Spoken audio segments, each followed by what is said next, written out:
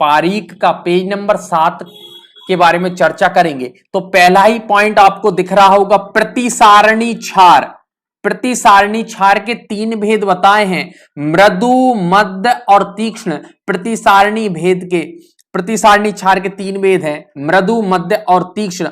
और क्षार के अगर गुण की बात करें तो चरक जी ने 10 बताए हैं, सुश्रुत जी ने 8 बताए हैं।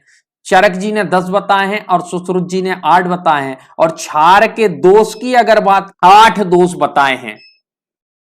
अग्निकर्म की अगर बात करें, अग्निकर्म की बात करें तो सुश्रुत जी ने 4 और बागभट जी ने 7 बताए हैं। अग्निकर्म की विधियां वलय, बिंदु, विलेखा और प्रतिसारण, ये 4 प्रमुख अग्निकर्म हैं। लेकिन बागभट जी ने 7 बताए, अर्धचंद्राकार, स्वस्तिक और अष्टापद, इन 3 को और आचार्य बागभट जी ने माना है।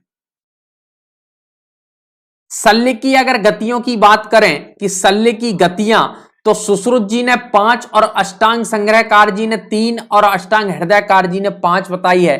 तो हम कह सकते हैं कि सुश्रुत जी ने 5, अष्टांग हृदयकार जी ने भी 5 और अष्टांग संग्रहकार जी ने 3 बताई हैं शल्य की गतियां। इसके बाद देखिएगा ऋतुकाल।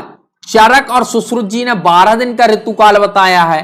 बागभट और भाव प्रकाश जी ने 16 दिन का ऋतुकाल बताया है। मनुस्मृति और वैदेही जी ने भी 16 दिन का ऋतुकाल बताया है। रजोदर्शन की आयु सुश्रुत जी ने 12 वर्ष, काश्यप जी ने 16 वर्ष और भाव प्रकाश जी ने 16 वर्ष बताई है रजोदर्शन की आयु। इसको एक कोड 1250 करके भी आप लोग याद कर सकते हैं, 1250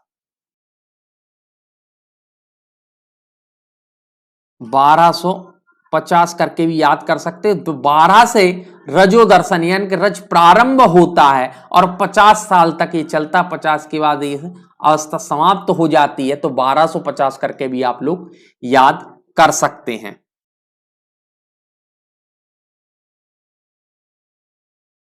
उसके बाद देखिएगा कि मैथुन निषिद्ध दिन कौन कौन से हैं। तो सुश्रुत जी ने बोला प्रथम 3 दिन और 13वीं रात्रि, 3 दिन और 13वीं रात्रि को मैथुन निषिद्ध बताया है। और बागभट जी ने बोला प्रथम 3 दिन, 11वीं रात्रि और 13वीं रात्रि, ये बागभट जी ने बताया है।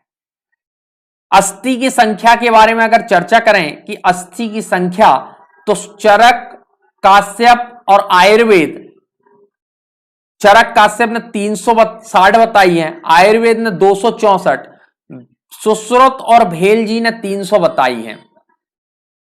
तो चरक काश्यप जी ने 360, आयुर्वेद ने 264 और सुश्रुत और भेल जी ने 300 बताई है। अब इनका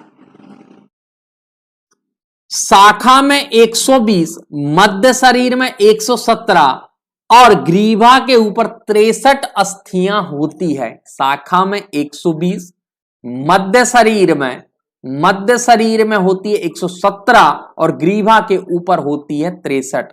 आधुनिक में 206 बोन बताई है। आधुनिक करोड़ कितनी मानते हैं? 206। संधि की अगर बात करें, चरक ने 200 और सुश्रुत ने 210 संधियां बताई है। शाखा में 68, मध्य शरीर में 59 और ग्रीवा के ऊपर 83 संधियां होती है। सुश्रुत जी का याद रखना है आपको, 210 बताई है, 68, 59 और 83 भी याद रखना, शाखा, मध्य और ग्रीवा के ऊपर।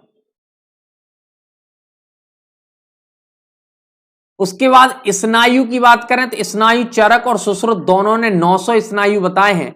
चरक और सुश्रुत जी ने दोनों ने 900 स्नायु बताए हैं। शाखा में 600, मध्य शरीर में 230 और ग्रीवा के ऊपर 70 बताए हैं। 600, 230 और 70 को याद रखेंगे। 600, 230 और 70, ग्रीवा से ऊपर 70, इस प्रकार से 900 स्नायु होते हैं। पेशी की संख्या की बात करें, पेशी की संख्या, तो चरक जी ने 400 और सुश्रुत जी ने 500 पेशी बताई है।